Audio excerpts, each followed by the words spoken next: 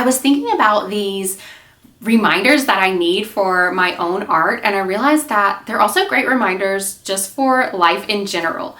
So first is to work on what you're excited about, and not just what other people are excited about or what you think other people will be excited about. I have always loved this quote. If I can find it, I will put it here. Don't ask what the world needs. Ask what makes you come alive, and go do it.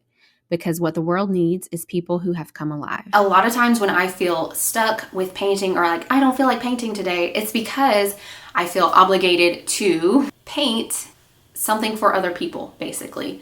So, I should record this, and I don't feel like setting up my stuff to record, or I want to paint outside and not at my desk that's already set up to paint, or I want to do a plein air painting out in public or out and about while traveling, or go on a hike to do that. And so thinking that I need to record it all and document it all makes me less likely to do it. It's just one more hurdle against me doing it.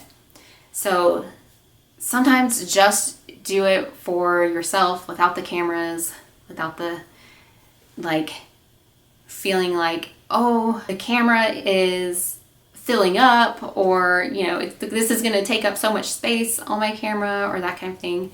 And sometimes there are just ways to make that easier and still do it. So okay, I'm just going to do a time lapse instead of a full detailed tutorial. And there are so many other instances in life where we're needing to do what other people want. So I'm not saying don't ever do what other people are excited about and you're not, or not as excited about. But especially for your art, or sometimes doing what you're most excited about is going to help you build momentum up again, because the more you put off painting because you're not in the mood to do that specific thing or whatever work it is, then the more likely you're going to keep putting it off. But if you just say, fine, I'm not going to do that other stuff, I'm going to do something I'm excited about, you do that, and then maybe you are a little more excited about doing something others are excited about. Or maybe other people are excited about the same thing that you were, and you just didn't know they would be that excited about it.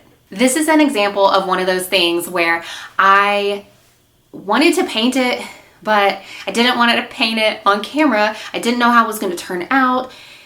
And I just wanted to relax and have fun while painting. So not that I don't when I'm in my room painting for the camera, but it is a different mood. And I like to do that more on maybe colder days or something like that, or just cloudy days. So I sat in the sunshine and painted this. And this was just kind of a practice thing for me anyway. I was thinking I would probably paint it again after just getting an idea of how it would turn out, and maybe paint a bigger version or do different paper or paint supplies. Second, it's okay to take a break. And I have done this many times with painting. I love being creative, but painting isn't the only way that I do that. I love to write, and I have done sewing projects or projects around the house, or painting a piece of furniture, not just a picture painting. And around the holidays, even from my YouTube channel, I was first getting kind of anxious and oh no, I need to keep up with it and post all the time. But my schedule was different, and my husband was home more, and we were out traveling more. And so I had to keep reminding myself, it's okay to take a break. It's fine. And yes, I missed it and I got out of the routine, but I'm also able to get back into that. And I know that's coming. And so I'm just more careful to actually jump back in at some point and make sure that I don't take too long of a break. But just not feeling guilty about taking a break is very important, not just with painting, but with life. Now, Of course, there's the opposite end where it's like you can get to the point where you're taking advantage of taking a break, especially if you work for someone else. Thankfully, I work for myself, so it has both its good and bad. Like, I don't get paid if I don't work. Okay, the third one is take time away from your phone. And I am not meaning to sound preachy here, like this is for me. These are things, seriously, I need reminders of all the time. I know these things already, but it's like I forget, or it's because, I mean, being on my phone is incorporated into my day and my life because, like I said, I work for myself, I work from home, and so there aren't always people around me to tell me not to be on my phone or to have a conversation with.